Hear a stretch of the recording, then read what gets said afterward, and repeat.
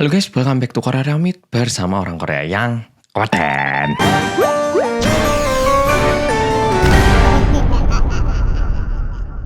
Oke, Pol. Kali ini satu cerita kayak cerita legenda yang menyeramkan yang beredar di Korea. Jadi langsung kita mulai.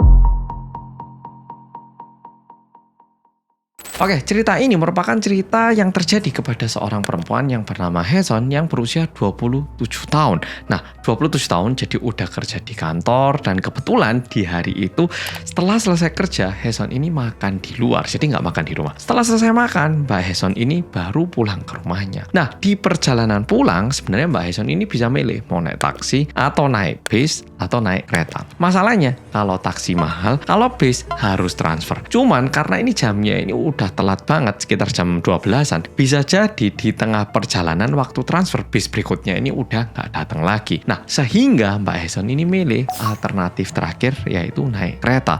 Karena kereta nggak macet, udah gitu kalau udah naik itu bisa nyampe di tempat yang lumayan dekat sama tempat tinggalnya. Haeson langsung pergi ke tempat naik kereta. Nah, sampai di situ langsung tap kartu, masuk dan nungguin kereta yang harus dia naiki. Perjalanan yang bakal ditempuh sama Mbak Haeson ini sekitar 6 stasiun. Jadi kalau dihitung waktu sekitar 25 menitan gitu. Dan untungnya keretanya itu masih ada satu dan merupakan kereta terakhir. Jadi kalau udah nggak naik ini, udah nggak bisa pulang gitu. Nah, keretanya datang, Mbak Haeson nyari gerbong yang nggak terlalu sepi, tapi juga yang nggak terlalu rame. Tapi jujur kalau udah jam-jam 12, jam 1 gitu, biasanya ya memang kosong gitu. Haeson nyari gerbong mana yang enaknya dinaikin gitu.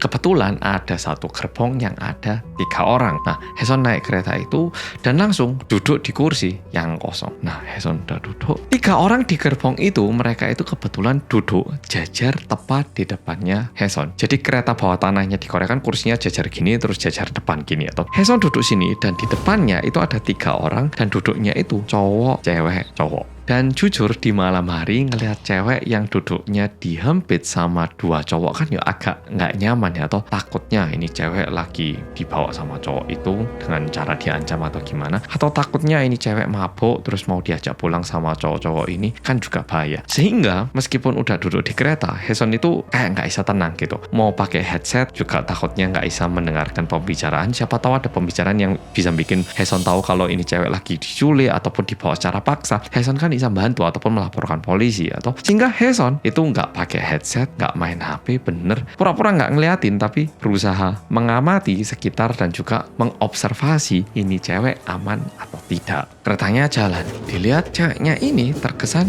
yo nggak apa-apa gitu. Nah, karena udah stasiun pertama, udah perjalanan ke stasiun kedua, Haeson mulai agak lebih nyantai dan coba ngeliat ke arah orangnya. Jadi kalau tadi ini orangnya, Haeson itu ngeliatnya cuman jadi ngelihatnya itu nggak langsung belak-belakan. Mulai stasiun berikutnya, Haeson itu coba.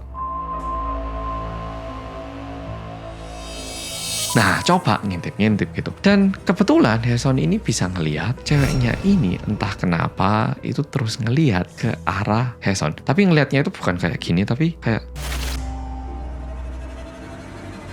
agak kayak gitu. Dan yang agak aneh, ceweknya ini menaruh kedua tangannya di paha cowok yang ada di kanan dan juga cowok yang ada di kiri. Jadi tangan kanan di cowok kanan, tangan kiri di cowok kiri. Jadi duduknya itu kayak gini. Nah, ngelihat itu Haeson ngerasa, oh mungkin mereka kenal, mungkin mereka ya temen atau mereka ya nggak tahu hubungannya apa. Tapi terlihat ceweknya ini kenal dengan 2 cowok yang duduk di sebelahnya gitu. Sehingga Haeson ngerasa, oke, kayak nyaman ini, kayak nyaman. Nah, perjalanannya lanjut ke stasiun 2, 3. Tiba-tiba di stasiun keempat ada satu cowok yang masuk di gerbongnya Haeson itu. Cowoknya ini duduk di sebelahnya Haeson dan perjalanannya berlanjut. Perjalanannya berlanjut nyampe di stasiun kelima, tepat 1 stasiun sebelum tempatnya Haeson turun. Pintunya buka ceret gitu. Tiba-tiba cowok yang ada di sebelahnya Haeson itu megang tangannya Haeson bener kayak.